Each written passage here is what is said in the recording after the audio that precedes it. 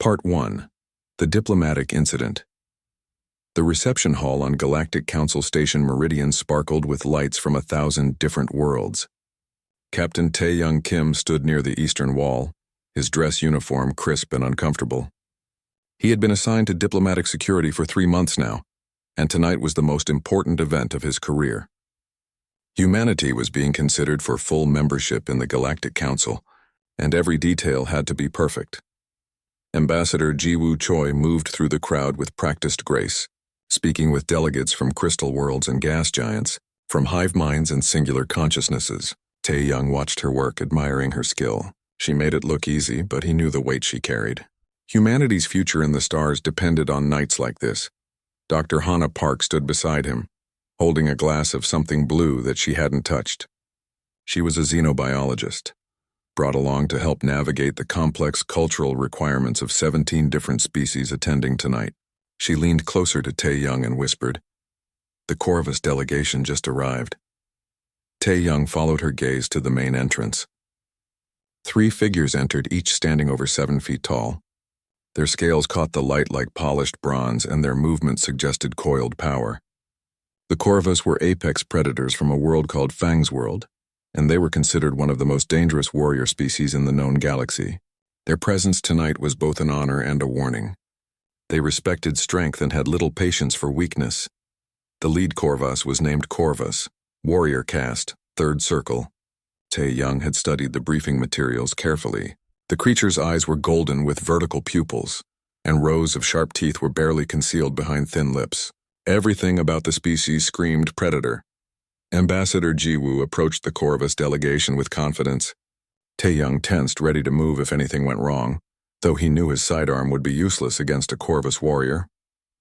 These beings could tear through steel plating with their bare claws. The formal greetings went well. The Corvus warrior inclined his massive head in the gesture of acknowledgement. Ambassador Ji-woo responded with the appropriate counter-gesture, showing she had studied their customs. For a moment, everything was perfect. Then Corvus looked across the hall. His golden eyes locked with Tae-young's brown ones. Everything changed. The massive warrior went completely still. His pupils dilated wide, then contracted to thin slits. His scales rippled in a pattern that Hana quietly identified as extreme alarm. The other 2 Corvus noticed immediately and moved to flank their leader, but Corvus didn't acknowledge them. He stared at Tae-young with an intensity that made the captain's skin prickle. Tae-young didn't look away. It wasn't bravery exactly, more like confusion. He didn't understand what was happening, but some instinct told him that breaking eye contact would be worse. So he stood there, meeting the alien warrior's gaze across 30 meters of crowded reception hall. Seconds passed. The conversation around them began to fade as other delegates noticed the confrontation. Ambassador Ji-woo turned to see what had caught the Corvus warrior's attention, and her face went pale when she saw Tae-young locked in the staring contest. Corvus took a step backward. Then another. His clawed feet scraped against the polished floor with a sound like knives on stone. The warrior's breathing had become visible, his massive chest rising and falling rapidly. He never broke eye contact with Tae-young, but his body language screamed one thing: retreat. Impossible, Hana whispered beside Tae-young. Corvus don't retreat. They're apex predators. They don't even have a word for fear in their language. But retreat was exactly what Corvus did. Still facing Tae-young, still locked in that unbreaking stare, the warrior backed toward the exit.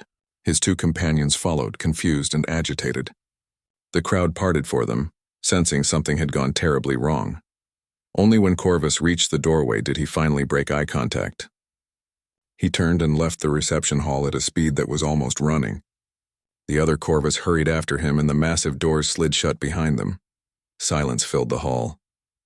Every delegate, every diplomat, every representative from every world stared at the spot where the Corvus had been standing. Then they turned to look at Tae-young. The captain felt his heart hammering in his chest. He had no idea what had just happened. He hadn't done anything. He had just looked at the alien warrior. That was all. Ambassador Ji-woo crossed the hall quickly, her diplomatic smile firmly in place despite the tension in her eyes. "Captain Kim, please come with me.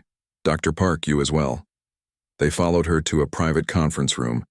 The moment the door closed, Ji-woo's smile vanished. What in the name of Earth just happened out there?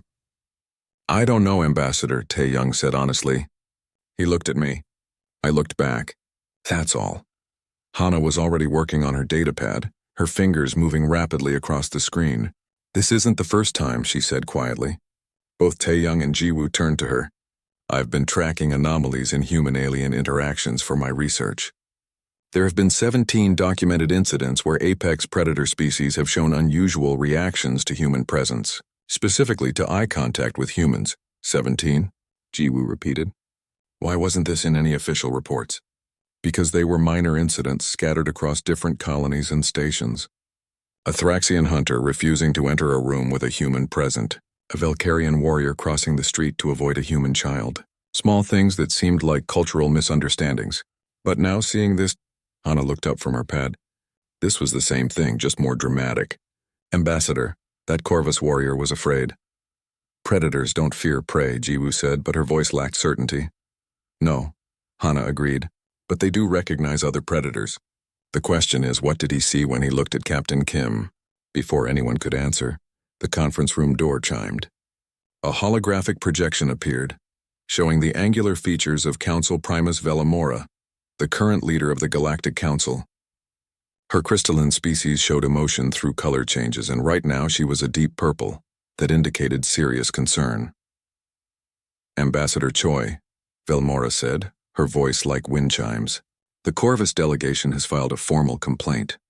They claim that humanity has sent a Predator-class warrior disguised as a diplomat. They are demanding an explanation before they will proceed with any vote on humanity's membership status. Jiwoo's jaw tightened. Primus, I assure you that Captain Kim is exactly what his credentials state. He is a security officer, nothing more. He did nothing threatening. The Corvus claim otherwise. They say that when their warrior looked into Captain Kim's eyes, he saw something that should not exist. Something that triggered every predator instinct to flee or fight. They chose to flee. Velmora's colors shifted to a lighter shade. Ambassador, in 3,000 years of Corvus history, their warriors have never retreated from anyone outside of their own species. Until tonight, the hologram flickered. You have one standard cycle to provide an explanation. If the Council cannot understand what happened tonight, humanity's membership application will be rejected. Not because we fear you, but because we do not understand you. And what we do not understand, we cannot trust. The projection vanished, leaving the three humans alone in the quiet room. Hana broke the silence first. I need to expand my research. If this is really a pattern, there has to be a reason. Something about human evolution, human biology, or human psychology that apex predators recognize and react to. How long will that take? Jiwoo asked. I don't know. Days, maybe weeks. We have one cycle. About 26 hours. Jiwoo looked at Tae-young. Captain, I need you to work with Dr. Park. Figure out what that warrior saw in your eyes. Figure out why the deadliest predators in the galaxy seem to fear something in humans that we don't even know we have. Tae-young nodded slowly, still trying to process everything that had happened. He thought about that moment when the Corvus warrior had stared at him. The intensity of it. The strange feeling that had passed between them. It hadn't felt like aggression. It had felt like recognition. But recognition of what? Part 2, the investigation, Doctor. Hana Park's laboratory on Station Meridian looked like chaos had taken physical form. Screens covered every wall, each displaying different data streams, historical records, and biological scans. She had been working for 14 hours straight, and her eyes burned from staring at information. Beside her, Sung-Ho Lee leaned back in his chair, rubbing his temples. Sung-Ho was an exoanthropologist, someone who studied how different species evolved and interacted. Hana had called him in 6 hours ago when she realized the problem was bigger than simple biology. This was about evolution, about instinct, about things written into the very DNA of species across the galaxy. Show me the pattern again, Sung-Ho said, sitting forward. Hana brought up a star map. Red dots appeared scattered across hundreds of systems. Each red dot represents a documented case where an apex predator species showed unusual behavior around humans. Most of these were flagged as cultural misunderstandings or individual anomalies. But look at this. She pressed another command and the dots began to cluster by species type. Every single apex predator species we've encountered has at least one incident. Some have dozens, but not prey species? Sung-Ho asked. No. Herbivores, scavengers, omnivores, they all interact with humans normally. Some are friendly, some are cautious, but nothing like this. Only apex predators show this reaction. The laboratory door opened and Da-Un-Yoon walked in carrying a container of coffee and looking like she hadn't slept either. Da-Yoon was a military historian, and Hana had brought her onto the team for a different perspective. If this was about predator behavior, maybe military strategy could help explain it. I've been going through human warfare records, Da-Yoon said, handing out coffee to the others. I wanted to see if there was something unique about how humans fight that might trigger these reactions. And? Hana asked. Da-Un pulled up her own data on one of the screens. Human warfare is strange compared to most species. Most predator species fight for territory, resources, or mates. They fight until one side clearly wins, then it's over. But humans? She shook her head. Humans fight wars that last generations. They fight battles they know they'll lose just to slow down an enemy. They fight when surrounded, when outnumbered, when there's no logical reason to keep fighting. They don't stop. Sung-Ho leaned forward, interested. Persistence. Exactly, Da-Un agreed. I found records of human tribes that would chase prey animals for days until the animal literally collapsed from exhaustion. I found battle records where humans would maintain sieges for years. There's something in human psychology that refuses to give up, even when giving up would be smarter. Hana felt pieces clicking together in her mind. The Corvus warrior didn't just retreat from Tae-Young. He backed away while maintaining eye contact. That's significant. Why? Tae-Young asked. Because predators don't retreat while watching their enemy. That's prey behavior. When prey animals back away from predators, they keep watching to avoid being attacked from behind. But when predators retreat, which is rare, they usually just leave. The fact that Corvus watched Tae-Young the whole time means he saw Tae-Young as a threat, but not a normal threat. Sung-Ho stood up suddenly. We need to interview one of them. One of the apex predators. Someone who can explain what they're actually feeling when they look at humans. They won't talk, Dayan said. I already checked. Every species we've contacted has refused to discuss it. It's like they're embarrassed, Hana thought for a moment. What about Rixtal, the avian predator who works in Xenobiology Section 3? I've talked with him before. He seemed reasonable. Reasonable doesn't mean willing, Sung-Ho pointed out. No, but it's worth trying. 2 hours later, they sat in a small meeting room with Rixtal. The avian predator stood about 6 feet tall, with feathers that shifted between blue and green depending on the light. His eyes were sharp and golden, positioned on the sides of his head but capable of focusing forward when needed. His talons clicked against the floor as he shifted nervously. I should not be here, Rixtal said, his translator converting his whistling speech into standard language. My superiors would disapprove. We're not recording this, Hana assured him. We just need to understand. You've worked with humans before. You've looked at humans. What do you see? Rixtal's feathers flattened against his body, a sign of distress. For a long moment he said nothing. Then he spoke quietly. You have predator eyes, humans? Sung-Ho asked. But we're not apex predators. We're not even particularly strong or fast. No, Rixtal agreed. But you have forward-facing eyes. Eyes that focus and track. Eyes that lock onto a target and don't let go. Every predator recognizes those eyes. But lots of predators have forward-facing eyes, Da-Un pointed out. Yes, but your eyes are different. Wrong. Rixtal struggled to find words. When my ancestors were young, before we developed technology, we hunted in the skies of our world. We were the apex. Nothing hunted us, but in our genetic memory, in our oldest instincts, there are stories. Stories of eyes that shouldn't exist. Eyes that watched from impossible places. Eyes that belonged to something that wasn't quite predator and wasn't quite prey, but something else. Something patient. Hana felt her pulse quicken. Patient? Predators strike fast. Prey runs fast. But these eyes in our ancient memories, they just watched. They followed. They never looked away. And eventually, whatever those eyes belonged to would win. Not through strength or speed, but through simply refusing to stop. The room was silent. Rixtal's feathers had begun to rise again, agitation showing. When I look at human eyes, I see those eyes from the old stories. My instincts tell me I'm looking at something that once hunted my species, even though that is impossible. Your species and mine evolved on different worlds. We never met until 50 years ago, but the eyes are the same. What happened to the creatures from your old stories? Sung-Ho asked softly. We don't know. The stories are very old. Some say we drove them to extinction. Some say they drove themselves to extinction by never giving up, even when they should have. Some say they evolved into something else. But every predator species has versions of these stories. Eyes that tracked. Eyes that never stopped watching. Eyes that belonged to the patient death. After Rixtel left, the three humans sat in silence. Finally, Daun spoke. He's talking about persistence hunting. That's what he's describing, Hana nodded slowly. Humans evolved as persistence hunters. We're not the strongest or fastest, but we can run longer than anything else on Earth. We would chase prey until it collapsed. We developed forward-facing eyes to track movement over long distances. We developed the ability to focus on a single target for hours, days, weeks. But how would aliens have stories about that? Sung Ho asked. We evolved separately. Maybe we didn't evolve separately, Hana said quietly. Not in the way we think. Maybe persistence hunting isn't unique to Earth. Maybe it's a strategy that appears on multiple worlds, and maybe apex predators across the galaxy have learned to fear it.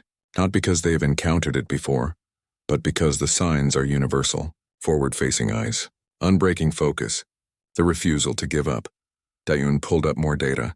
I need to check something. If this is about evolution, about how humans developed, we need to look at Earth's history. We need to understand what made human eyes like this. Sung Ho was already working. I'm compiling all the alien stories about patient hunters. If there's a pattern, something that appears across multiple species, it might tell us what they're really afraid of. Hana looked at her screens, at the data piling up, at the puzzle pieces that were starting to form a picture. She thought about Captain Tae-young, standing in that reception hall, just looking at a warrior who could have torn him apart. Not fighting, not running, just looking, just refusing to look away. That was the key, she realized. Humans didn't win through strength. They won through stubbornness. Through the simple, stupid survival trait of refusing to give up even when everything said they should. And somehow, across the galaxy, apex predators recognized that trait. They recognized it and feared it, because their instincts remembered what happened to predators who faced prey that refused to die. We need to go to Earth, Hana said suddenly. If we're going to understand this, we need to look at where humans came from. We need to understand what made us this way. Sung Ho checked the time. We have less than 12 hours before the council demands answers. Then we'd better move fast, Daun said, standing. Because I don't think they're going to believe what we're about to tell them. Part 3. The Revelation. The Archaeological Research Facility in East Africa sat in the heart of what had once been called the Great Rift Valley. This was where humanity had taken its first steps, where the long journey from prey to predator had begun millions of years ago. Dr. Hana Park stood on the observation deck, looking out at the red earth and ancient rocks, and wondered what secrets were buried here. Professor Jae-sung Kang met them at the main laboratory. He was an old man with weathered hands and bright eyes, a paleontologist who had spent 40 years digging in this soil. When Hana had called him from the station, explaining what they needed, he had simply said, "Come immediately." "You're asking about human eyes," Jae-sung said without preamble, leading them through corridors lined with fossil displays. "Specifically why they frighten apex predators from other worlds. Can you help us?" Hana asked. "I can explain what they are seeing," Jae-sung replied. "Whether that helps you, I don't know." They entered a large laboratory where Min Ji-song was waiting. She was an evolutionary biologist, younger than Jae-sung but with the same intense focus in her eyes. Beside her stood Won Shik Nam, a specialist in anthropological artificial intelligence, his fingers dancing over holographic displays. "We pulled all the data we have on human evolution," Minji said, gesturing to the screens, particularly focused on eye development and hunting behavior. "What we found is fascinating." She brought up an image of an early human ancestor. The creature looked small, vulnerable. "This is Australopithecus, one of our early ancestors from about 4 million years ago. Notice the eyes. They're already forward-facing, but not quite like modern human eyes. They're prey eyes that are beginning to shift." "Shift how?" Sung Ho asked. Jae-sung took over. "Most prey animals have eyes on the sides of their heads. Wide field of vision, good for spotting predators. Most predators have eyes on the front of their heads. Narrow field of vision, good for tracking prey. Humans have predator placement with prey function." He brought up another image, this time showing eye positions across different species. Our ancestors developed forward-facing eyes not because they were hunting, but because they lived in trees. They needed depth perception to jump from branch to branch. When they came down from the trees, they kept the forward-facing eyes, but they weren't apex predators. They were still prey. So what changed? Daeyun asked. Minji smiled, but it wasn't a happy expression. Desperation changed. Look at this timeline. She pulled up a graph showing climate data from millions of years ago. About 2 million years ago, Africa began to dry out. The forests shrank. Food became scarce. Our ancestors had a choice, adapt or die. They couldn't compete with real predators, Jae-sung continued. Lions, leopards, hyenas, they were all stronger and faster. So humans developed a different strategy. They became persistence hunters. Wanshik activated a simulation. It showed an early human running across a savanna, following a deer-like animal. The deer would sprint away, then stop to rest. The human kept coming, slower but steady. Sprint, stop, stop. But the human never stopped. Hours passed in the simulation. The deer's sprints became shorter. Its rest periods became longer. Finally, it simply collapsed, too exhausted to run anymore. The human walked up and killed it easily. That's horrifying, Sung-ho said quietly. Yes. Wanshik agreed. From the prey's perspective, it's a nightmare. You run until you can't run anymore. And the thing chasing you just keeps coming. Never faster, never slower. Just inevitable. Hana felt something click in her mind. The eyes. During persistence hunting, you have to maintain visual contact with your prey. If you lose sight, you lose the hunt. Exactly, Minji said. So humans developed an incredible ability to focus. To lock their eyes onto a target and track it for hours or days. That focus became more than just physical. It became psychological. Jae-sung brought up images of cave paintings. They showed humans facing large predators, saber-toothed cats, dire wolves, cave bears. But the humans in the paintings weren't running. They were standing their ground, facing the predators directly. This is what your aliens are responding to, Jae-sung said. At some point, humans stopped being pure prey. They learned to use their persistence hunting psychology against predators. They would stand and face predators, maintaining eye contact, showing no fear. Not because they could win in a direct fight, but because predators are used to prey that runs. Prey that stands still and stares back is wrong. It breaks the predator-prey dynamic. Wanshik pulled up his analysis. I've been running AI models based on human psychological patterns. What we call stubbornness, determination, or perseverance is actually a deeply encoded survival trait. When faced with impossible odds, humans don't automatically flee like prey animals. They don't automatically attack like predators. They calculate, they wait, they outlast. But how does this explain what happened on the station? Daeyun asked. The Corvus warrior has never encountered humans before. How did he recognize this? Minji walked over to a display showing brain scans. Instinct. Millions of years of evolution have taught predators what prey looks like. Prey runs, prey looks away. Prey shows fear.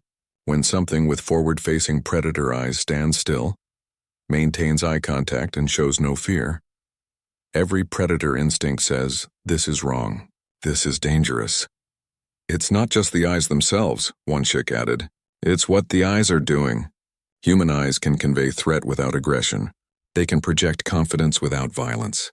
And most importantly, they can maintain focus without breaking.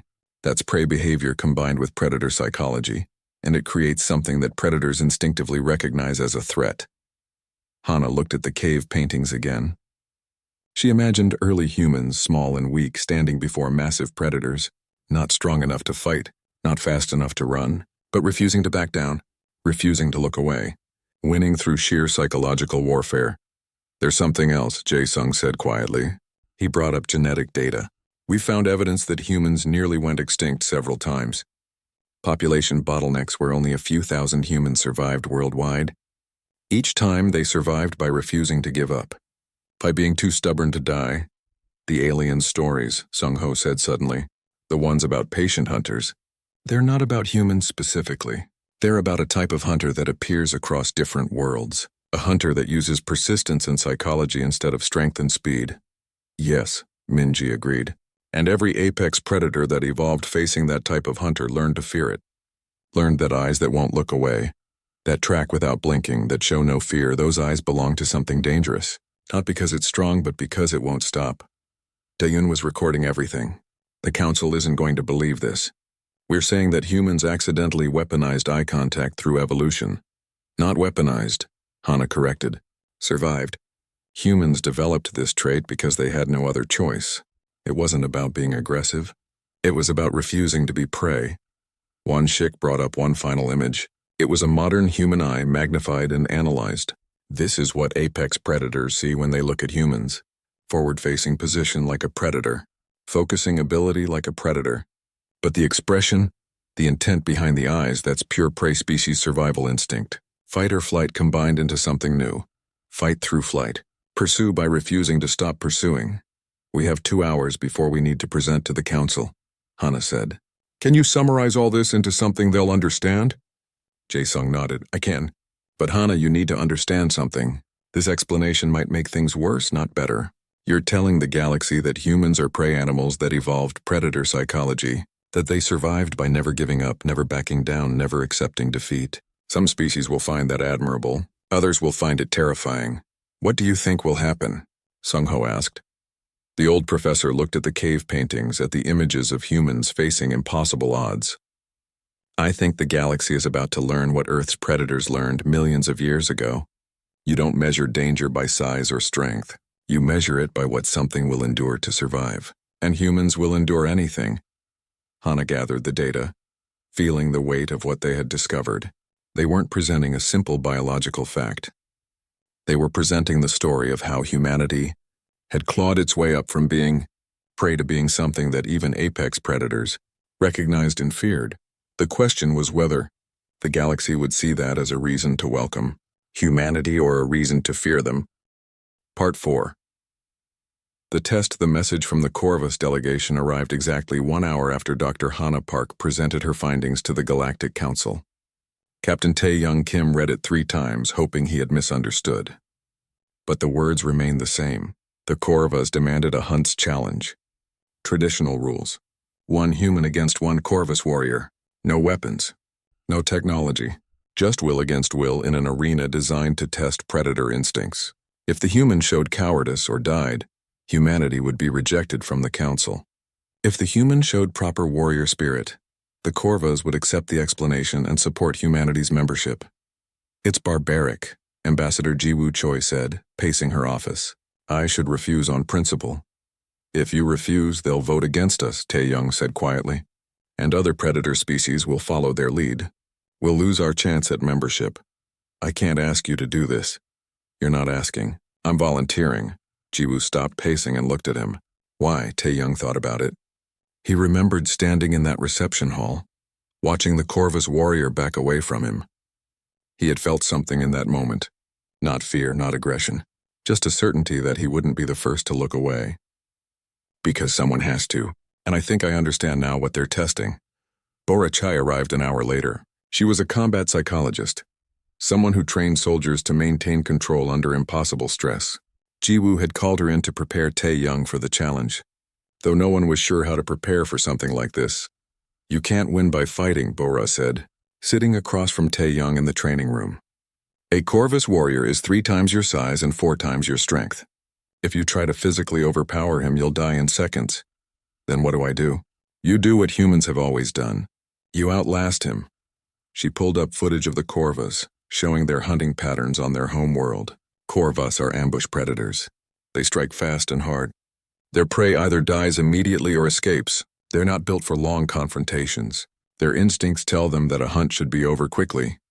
So I make it long, Tae-young said. You make it impossible. You show him that you're prey that refuses to be prey. You stand your ground. You maintain eye contact. You control your breathing and your body language. You show no fear even when you're terrified, especially when you're terrified. For the next 8 hours, Bora drilled him, not in fighting techniques but in psychological warfare. How to stand to project confidence. How to breathe to control panic. How to maintain eye contact without aggression but also without submission. How to be present in your body while your mind was screaming at you to run. The hardest part will be the waiting, Bora said. The Corvus will charge you probably multiple times. Every instinct you have will scream at you to run or fight back. You can't do either. You have to stand still and show him that you're not impressed. What if he attacks? Then you move just enough to avoid the attack and return to your position. Never run. Never turn your back. Just show him that his attacks don't frighten you enough to make you flee. Yun Seobek joined them in the final hour. She was a tactical support officer who would be monitoring the challenge from outside the arena. She could communicate with Tae-young through a neural link, providing information about the Corvus warrior's physical state and stress levels. I'll be able to tell you if he's tiring, if he's escalating, if he's about to back down, Yun Seo explained. But I can't help you with the actual confrontation. That's all on you. The arena was on a disputed territory station, neutral ground between human and Corvus space. It was a massive circular space about 100 meters across with terrain that mimicked a natural environment. Rocks for cover, elevated positions for ambush, open spaces for confrontation. It was designed to favor predators. Hundreds of delegates from different species filled the observation area. The challenge would be broadcast across the galaxy. Humanity's future would be decided here, in this artificial wilderness, between two beings that evolution had prepared in very different ways. Tae-young stood at one entrance, wearing simple clothing that allowed movement but provided no protection. Across the arena, War Master Zulkarn emerged from the opposite entrance. He was even larger than the Corvus warrior from the reception. His scales darker, his claws longer. This was a creature bred for combat, trained for dominance, built to terrify. The rules were simple. The challenge would continue until one participant showed submission by lowering their gaze or leaving the arena, or until one participant was incapacitated. Death was not required, but it was permitted. A tone sounded. The challenge had begun. Zulkarn didn't charge immediately. He circled, moving with liquid grace despite his size. His golden eyes locked onto Tae-young, studying, analyzing. The captain stood in the center of the arena, turning slowly to keep facing the warrior, maintaining eye contact. Minutes passed. The crowd grew quiet. This wasn't the explosive violence they had expected. His heart rate is elevated. Yun Seo's voice whispered in Tae-young's mind through the neural link. He's confused. You're not reacting like prey. Zulkarn made his first charge. He covered 30 meters in seconds, claws extended, a roar building in his throat. Every instinct in Tae-young's body screamed at him to run. He had never felt such pure terror. He didn't move. Zulkarn stopped 5 meters away, his charge interrupted by the human's complete stillness. The Corvus warrior tilted his head, pupils dilating and contracting rapidly. He circled again, looking for weakness, for fear, for some sign that this prey understood it was prey. Tae-young just watched him, breathed, stood. He's getting agitated, Yun Seo reported. His temperature is rising. This isn't going the way he expected. A second charge. Closer this time. Zulkarn came within 2 meters before stopping, his massive form towering over the human. His breath was hot and smelled like metal. His claws could disembowel Tae-young with a single swipe. Tae-young looked up at him and didn't blink. Hours passed. The crowd began to murmur. This wasn't a hunt. This wasn't even a fight. It was a waiting game, and humans were very, very good at waiting. Zulkarn made a dozen more charges, each one stopping closer to Tae-young, each one failing to provoke the reaction he wanted. The warrior began to slow. His breathing became heavier. Sweat equivalent dampened his scales. He's exhausted, Yun Seo said, physically and mentally. Corvus aren't built for this kind of sustained stress. He's never had prey that just stands there. Tae-young felt his own exhaustion. His legs ached from standing. His eyes burned from refusing to blink often. His mind was screaming at him that he was going to die. But he had learned something in these hours. His exhaustion was endurance. The warrior's exhaustion was defeat, because Tae-young could stand here forever if he needed to. That's what humans did. They endured. Zulkarn made one final charge. He came right up to Tae-young, close enough that their faces were inches apart. The warrior's teeth were bared, his claws raised. One strike would end it, but Tae-young saw something in those golden eyes.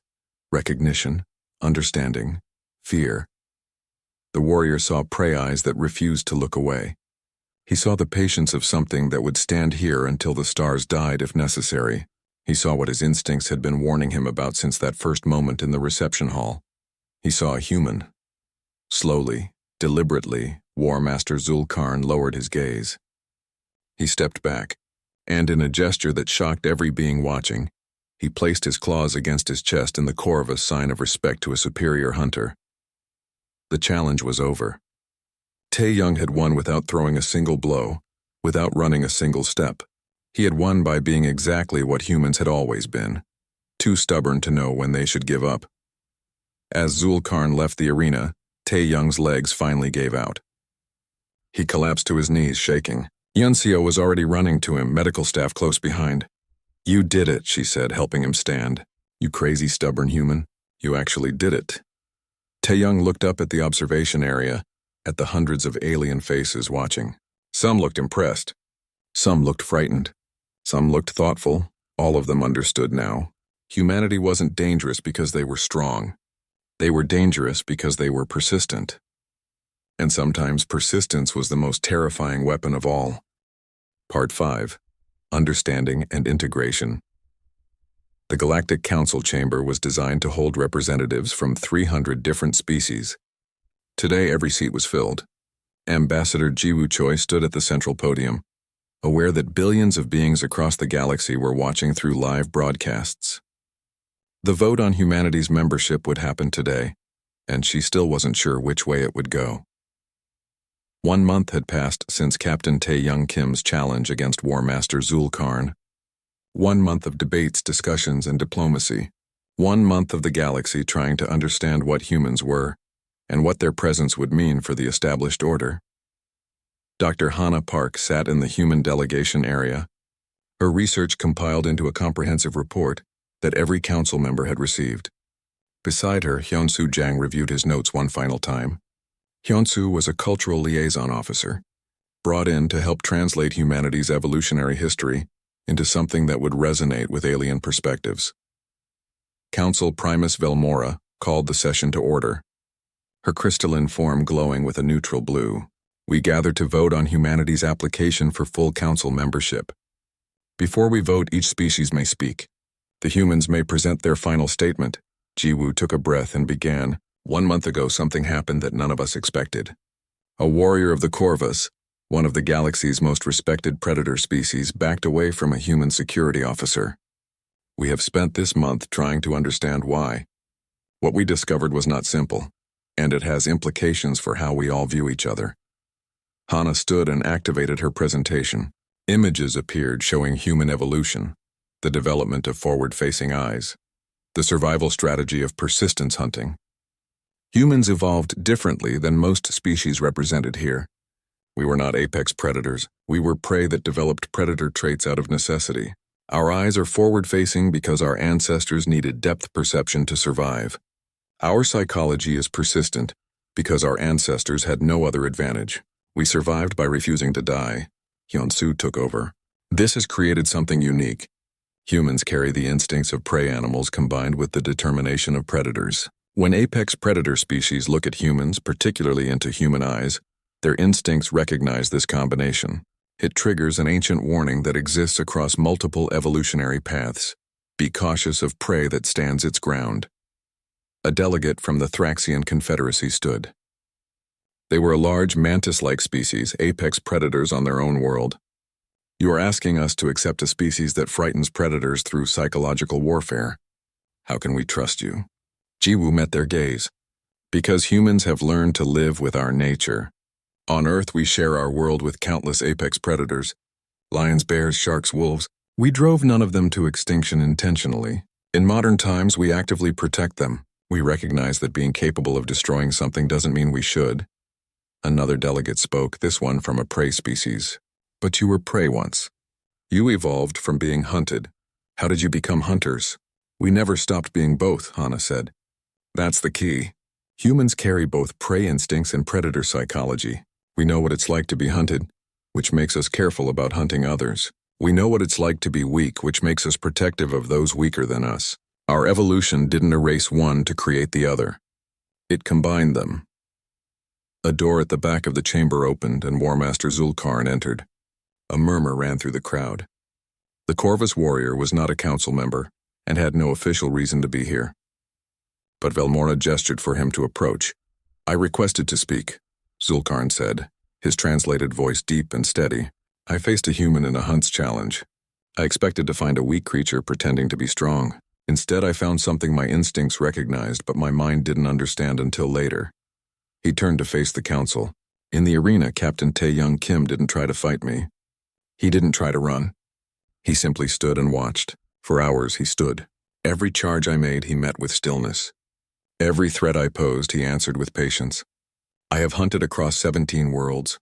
I have faced every kind of prey and predator. I had never faced something that used waiting as a weapon. What changed your mind about humans? Velmora asked. I understood that my instincts were not warning me about strength. They were warning me about persistence. On my world, prey that stands still is either ready to die or ready to fight. But Captain Kim was neither. He was ready to wait. As long as necessary. Forever if required. That is more terrifying than any weapon because you cannot defeat it through force. Zulkarn looked at the human delegation. I recommend accepting humanity into the Council not despite this trait, but because of it. The galaxy faces many challenges. Most species either fight or flee when facing difficulty. Humans do neither. They endure. We need that perspective. Other predator species began to speak, sharing their own observations of humans. The pattern was clear. Initial fear or discomfort, followed by recognition of something valuable. Humans didn't fight like predators. They didn't flee like prey. They solved problems through sheer refusal to give up. A delegate from the Velcarian Empire, another predator species, stood. I have worked with human scientists. They approach problems differently than we do. Where we would abandon a failed experiment, humans try again and again. They don't know when to quit. Is that a weakness? Velmora asked. No, the delegate said thoughtfully. It's a different kind of strength. One the galaxy hasn't seen before. Hyun-Soo stood again. If I may add something about human culture. We have a saying. It's not about how hard you hit. It's about how hard you can get hit and keep moving forward. This philosophy appears throughout human history in every culture in every era. It's not just about survival. It's about refusing to let circumstances define us. Jiwoo saw the mood in the chamber shifting. The fear was still there, but it was being balanced by curiosity and respect. I want to be clear about something, she said. Humans are not asking to join the Council because we think we're superior. We're asking because we think we can contribute something different. Our perspective, shaped by our evolutionary journey from prey to predator, gives us insights that pure predator or pure prey species might not have. Such as? Velmora asked. Empathy, Hana said. We know what it's like to be afraid. We know what it's like to face impossible odds. We know what it's like to survive against expectation. This makes us good at conflict resolution, at finding solutions that don't require dominance or submission. We understand both sides because we've been both sides. The debate continued for another hour. Species shared their concerns, their hopes, their questions. Finally, Velmora called for silence. The time has come to vote. All those in favor of granting humanity full membership in the Galactic Council. The chamber filled with light as delegates activated their voting crystals. Green for yes, red for no, blue for abstain. Jiwoo watched the colors multiply and blend, her heart pounding. The count appeared on the central display. Green dominated. Not unanimously, but by a clear majority. Humanity had been accepted. The chamber erupted in sounds, everything from cheers to concerned murmurs. Velmora's crystalline form glowed bright blue, a sign of significance. The vote is decided. Humanity is granted full membership with one condition. Jiwoo felt her relief pause. What condition? Human delegates must undergo cultural sensitivity training to understand when their natural behaviors, particularly eye contact and body language, might be considered aggressive or threatening to certain species. You must learn to moderate your instinctive persistence in contexts where it might cause harm. We accept that condition, Jiwoo said immediately. We're here to learn as much as to contribute. Zulkarn approached the human delegation as the session ended. Captain Tae-young stood to meet him, and for a moment the two beings who had faced each other in the arena simply looked at each other. Then Zulkarn extended his hand in the human gesture of greeting. I hope to work with you, the warrior said. Your people's refusal to accept defeat will be valuable in the challenges ahead. Our people's stubbornness, you mean? Tae-young said with a slight smile. Same thing, Zulkarn replied, and in his tone there was something that might have been humor. Later, Tae-young and Hana stood at an observation deck, looking out at the stars. Ships from 100 different worlds moved through the space around Station Meridian, a physical representation of the galaxy's diversity. I never thought we'd get here, Tae-young said. When that warrior backed away from me, I thought I'd destroyed our chances. You showed them what we are, Hana replied. Not warriors. Not predators. Just survivors who don't know when to quit. Is that really enough? Stubbornness? Hana thought about the journey that had brought them here. The research, the revelation, the challenge, the vote. She thought about humanity's long climb from prey to predator, from weakness to strength. Not through evolution of body, but through evolution of will. It's more than enough, she said. Every species here has strength or speed or technology. But how many have the ability to face impossible defeat and simply say, no, I'm not done yet? Taeyang looked at their reflection in the window. Two humans staring out at the galaxy with forward-facing eyes that had taken